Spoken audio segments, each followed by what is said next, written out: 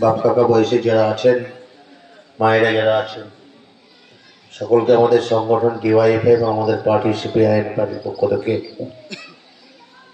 অভিনন্দন জানিয়ে আজকে সুকান্ত স্মরণ সভা। সুকান্তকে নিয়ে কিছু বলা আমার পক্ষে খুব কঠিন, কিন্তু তবুও বলতে হয় যে আমার আগের বক্তারা বলেছে, তারা রাজনৈতিক কর্মকাণ্ড নিয়ে বলেছে। সুকান্ত এমন একটি সময় চলে গেল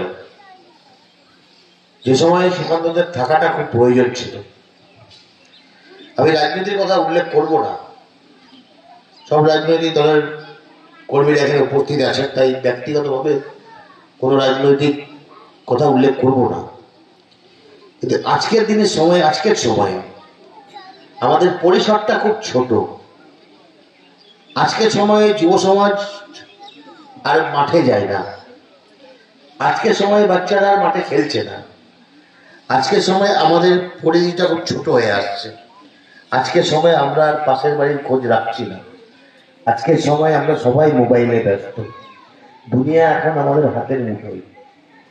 যখন আমাদের পরিপাশে যখন এই অবস্থার মধ্যে আমরা অবস্থান করছি, যখন সম্পর্কটা দিন দিন কমে আসছে, যখন বন্ধুত্বের সম্পর্কটা, পাড়া প্রতিবেশী সম্পর্ক যখন দিন দিন কমে আসছে, যখন সবাই মোবাইলে বোধ হয়ে পড়ছি, তখন সুকান্তদের বেঁচে থাকাটা খুব প্রয়োজন ছিল।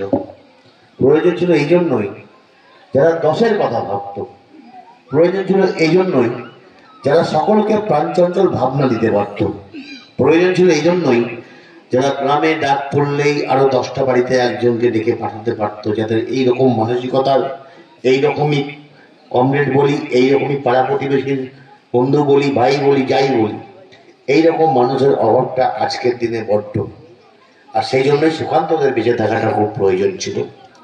এখন আমাদের ঠিক করতে হবে, যারা আমরা এই গ্রামের মানুষ, যারা আমরা সুকান্তর বন্ধু, যারা আমরা সুকান্তর রাজনৈতিক বন্ধু, যারা আমরা সুকান্তর রাজনৈতিক অভিভাবক, কিংবা যারা আমরা সুকান্তর পারিবারিক অভিভাবক, এখন আমাদের ঠিক করতে হবে যে সুকান্তকে বাঁচিয়ে রাখা যায় কিভাবে যায়।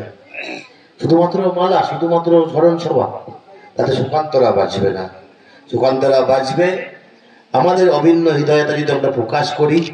সুকান্তরা বাঁচবে মানুষকে যেমন মানুষ দেখতে ইচ্ছে করে, সুকান্তরা বাঁচবে মানুষের হৃদয়ে, মানুষের কাজে।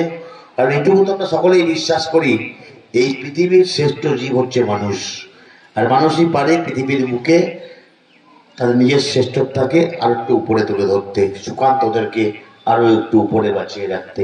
সেই কাজ আমরা সকলেই করব, সেই কাজ এই শিলপাড়া গ্রামের বাসিন্দারা করবেন, সেই কাজ আমরা সমাজের সর্বস্তরের মানুষের কাছে আহ্বান জানাই।